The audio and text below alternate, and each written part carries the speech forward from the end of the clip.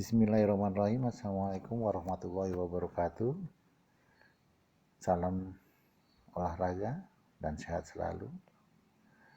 Anak-anak sekalian, pertemuan yang lalu kita membahas tentang pola penyerangan dalam permainan sepak bola. Untuk kali ini, kita akan lanjutkan masih di permainan bola besar, dan kita akan membahas tentang pola penyerangan dan pertahanan dalam permainan bola voli. Pola penyerangan adalah siasat yang digunakan masing-masing tim untuk mencetak poin dan menjadi tim yang menang. Taktik penyerangan mencakup taktik secara individu maupun tim. Adapun prinsip yang kita harus lakukan adalah upaya untuk mematikan bola di lapangan lawan dengan jalan apapun sesuai dengan perkenaan aturan dalam permainan bola voli, dan tentunya dilakukan dengan secara sportivitas. Melindungi penyerangan atau cover. Apa itu cover? Cover adalah suatu proses serangan dari pemain penyerang yang melambung kembali dari blok atau bendungan yang dilakukan pihak lawan dan harus diterima oleh pemain dalam regunya sendiri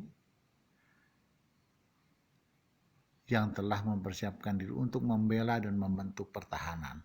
Tujuan dari melindungi penyerang adalah melindungi seluruh lapangan terhadap segala kemungkinan bola yang dilambungkan kembali dari hasil blok pihak lawan. Jarak antara kelompok-kelompok yang berkumpul di sekitar penyerangan bergantung dari lambungan pas atau setter, kualitas blok pihak lawan, dan arah lajunya yang dipukul oleh penyerang. Teknik-teknik penyerangan. Smash merupakan suatu keahlian yang penting untuk mendapatkan angka. Seorang pemain yang pandai melakukan smash atau dengan istilah asing disebut dengan smasher harus memiliki kegesitan, pandai melompat, dan mempunyai kemampuan memukul bola dengan sangat kuat. Ada 4 jenis smash, diantaranya yaitu smash depan atau sering disebut dengan frontal smash, frontal smash dengan twice atau smash depan dengan memutar, dan smash. Dan di sini kita ulang lagi, ya, ada frontal smash atau smash depan, ada frontal smash dengan twice, smash depan dengan memutar, ada smash dari pergelangan tangan, dan dumb smash dengan pura-pura atau sering dikatakan mau smash tapi dengan gerakan menipu. Dalam melakukan smash ada 4 tahap gerakan yang harus diperhatikan, antara lain yaitu tahap pertama, ya, atau disebut dengan awalan, run up, lari menghampiri. Yang kedua dengan take off, melompat. Yang ketiga dengan hit, memukul. Dan yang terakhir adalah landing, mendarat. Nah, tentunya ini butuh latihan yang kontinu untuk mendapatkan ketepatan ketika melompat dan memukul. Ya, jadi antara datangnya bola dari pengumpan, dan itu harus ada kerjasama yang baik. Baik, berikutnya di sini akan kita coba untuk melangkah ke berbagai macam pola penyerangan saat ini sudah sangat bervariasi. Macam-macam sistem penyerangan tersebut diantaranya yaitu sistem 4SM dan 2SU. Artinya SM ini adalah 4 smasher dan 2 set upper. komposisi pemainnya bisa lihat pada gambar ya. Di posisi 1 ada SM2, posisi 2 SM3, posisi 3 SU1, posisi 4-nya ada SM1, dan posisi 5-nya ada SM4, dan di posisi 6 ada SU2. Ya. Baik, SU1 dan SU2 merupakan posisi sebagai setuper 1 dan 2. Sementara SM1, 2, 3, dan 4 adalah smasher. SM1 dan SM2 tempatnya harus berlawanan karena kemampuan dan kekuatannya hampir seimbang dalam produktivitas dalam melakukan serangan terhadap lawan. Sementara SM3 lebih baik daripada SM1 sehingga ditegaskan membantu SM2 di mana kemampuan menyerangnya kurang dibandingkan SM1. Sementara yang berikutnya adalah SM4 membantu menyerang SM1 sehingga dalam posisi bagaimanapun kekuatan penyerangan seimbang dalam regu tersebut dalam putaran permainnya.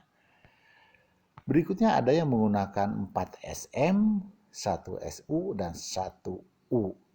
Ya. Nah, di sini yaitu 4 SM yaitu sama seperti tadi, ada 4 smasher, 1 setuper, dan 1 universaler. Nah, 1 universaler ini tentunya dia mampu menyemes, dia mampu melakukan setuper, ya, dan dia artinya mungkin dia mempunyai kemampuan yang lebih daripada yang lainnya. Dia bisa sebagai pengumpan dan dia juga bisa sebagai setuper.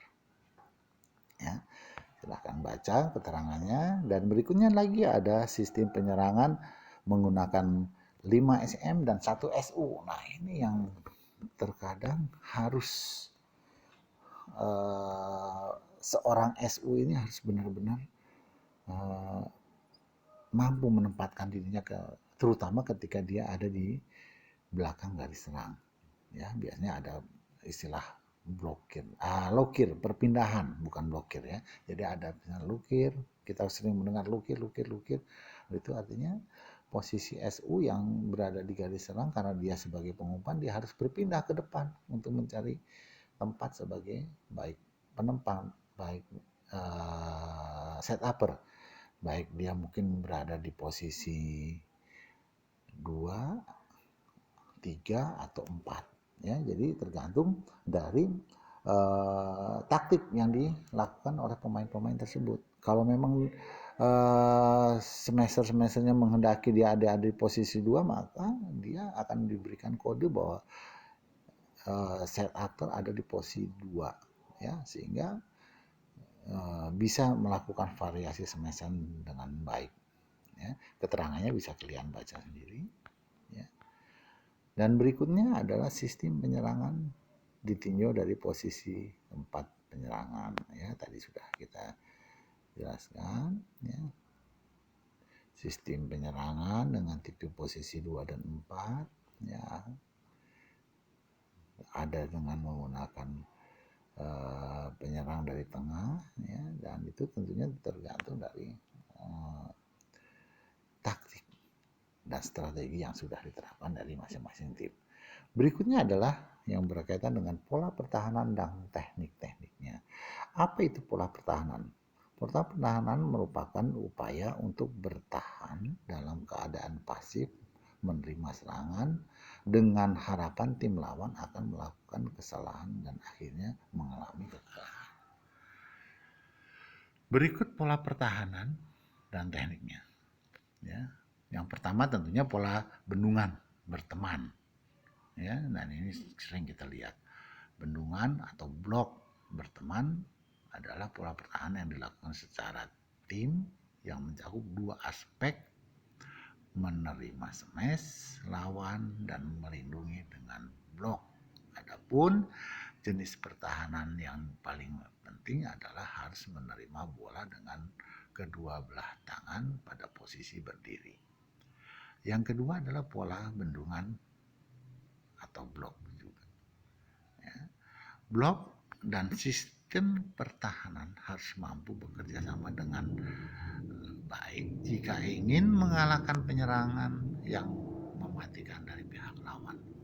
Pola pertahanan blok yang sering digunakan dalam permainan bola voli adalah sebagai berikut. Bendungan satu pemain digunakan jika lawan memainkan penyerangan yang sangat cepat, cermat, dan kuat yang membuat pihak bertahan tidak mempunyai kesempatan sama sekali untuk membantu teman melakukan blok. Yang berikutnya ada bendungan dengan dua pemain digunakan apabila tim lawan memainkan bola penyerangan dengan ketepatan sasaran yang membuat pihak bertahan masih memiliki kesempatan untuk membantu teman melakukan blok secara bersama. Berikutnya bendungan dengan 3 pemain.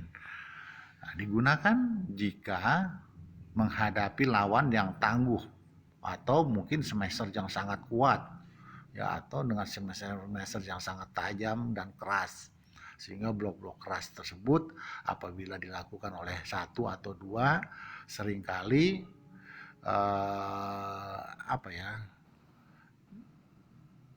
seringkali gagal dilakukan blockingnya. Adapun berbagai macam pola pertahanan dalam permainan bola voli antara lain yaitu sistem pertahanan terhadap servis. Ya, sistem pertahanan menerima servis 2-4. Ya, baik, lihat pada gambar, berarti 4 pemain memiliki tugas menerima servis, sedangkan 2 pemain lainnya siap untuk mengumpan dan melakukan smash. Ada lagi yang menggunakan sistem 1-5. Ya, jadi 1-5 itu biasanya kalau ini itu satu itu merupakan set upper, yang 5 adalah sistem yang bertahan dan siap melakukan smash. Biasanya kalau dilihat di gambar adalah di posisi 4, 6, dan 2 itu adalah smasher, ya. Bukan posisi, artinya yang menggunakan kode 2, X2, X6, dan X4 itu merupakan smasher. Sementara X3-nya adalah setup, dan itu biasanya tergantung permintaan dan strategi yang dilakukan. Kalau dilihat di gambar berarti X3 itu ada di posisi 2, ya, berarti setup-nya ada di posisi 2, ya. Sistem ini mengutamakan 5 pemain untuk menerima servis dan 1 sebagai pengumpan, ya. Baik, sebenarnya ada 2 sistem pertahanan tersebut memiliki keuntungan dan juga kerugian masing-masing. Dalam menggunakannya, kita perlu memperhatikan faktor-faktor sebagai berikut dalam melakukan sistem pertahanan. Yang pertama, kualitas bola servis lawan. Ya. Tentunya kalau kita dalam bermain dan sering bertanding, kita akan tahu bahwa servis yang dilakukan lawan itu seperti apa. Ya. Yang berikutnya adalah kemampuan masing-masing pemain. Yang berikutnya adalah penggunaan sistem yang digunakan. Dan yang terakhir adalah penyerangan perlu menghitungkan produktivitas. Sistem pertahanan terhadap smash atau flashing dan ding bukan hanya penyerangan servis lawan saja yang perlu diperhatikan. Penyerangan seperti smash, flashing, dan ding juga perlu kita perhatikan. Pembatasan daerah tengah dan belakang adalah garis dengan garis tengah sejauh 4 meter bendungan dan pertahanan belakang memerlukan kerjasama yang sempurna antara bloker dan pemain bertahan belakang. Dalam sebuah pertandingan tidak mungkin suatu tim menggunakan satu sistem, satu pola, dan satu pertahanan saja. Karenanya serangan dari tim lawan juga begitu dinamis dan selalu berubah-ubah, yang tentunya ini akan menyebabkan bahwa sistem pertahanan pun harus bermacam-macam, jangan hanya satu jenis saja. Berikutnya ya adalah sistem 132 dan 032. Artinya kosong di sini sebenarnya posisi set upper. Ya, sistem ini digunakan untuk menghadapi smash lemah, flashing, dim, dan bola jauh dari net sebelum diseberangkan lawan. Sistem ini mengutamakan pertahanan daerah tengah oleh 3 pemain dan pertahanan lapangan belakang oleh 2 orang pemain, sedangkan pemain tanpa atau melakukan block. Ya.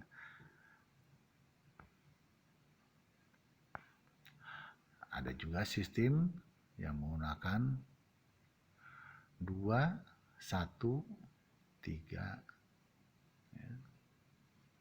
2, 1, 3, ada 2, 2, 2, dan ada 2, 0, 4.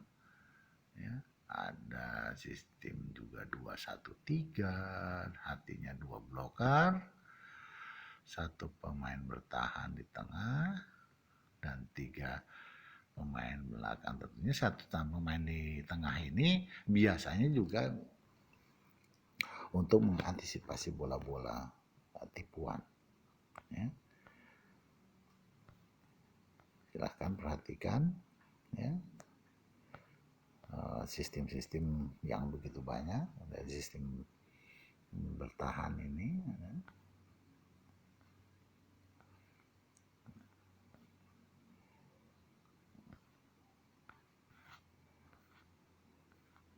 Baik, silakan anak-anak sekalian untuk berikutnya adalah menganalisa. Sebelum kita akhiri pertemuan kali ini, silakan kalian pelajari ulang dan analisa kembali pola-pola sistem penyerangan dan pertahanan yang ada di materi ini, yang tentunya bisa kalian kembangkan untuk membentuk atau menciptakan sistem-sistem penyerangan dan pertahanan lainnya yang berkaitan dengan permainan bola-bola ini. Baik anak-anak sekalian, demikianlah pertemuan pada hari ini. Mudah-mudahan bermanfaat. Dan sekali lagi silahkan kalian analisa gambar-gambar yang ada dan tentunya mencoba untuk menciptakan pola-pola penyerangan baru. Karena tentunya diharapkan setelah penerima atau menerima materi ini, kalian diharapkan mampu membuat pola penyerangan dan pertahanan yang tentunya nanti akan diterapkan dalam permainan-permainan sederhana dalam permainan berikutnya. Baik, terima kasih atas perhatiannya. Salam sehat selalu. Dan tentunya jangan lupa dengan protokol kesehatannya. Wassalamualaikum warahmatullahi wabarakatuh.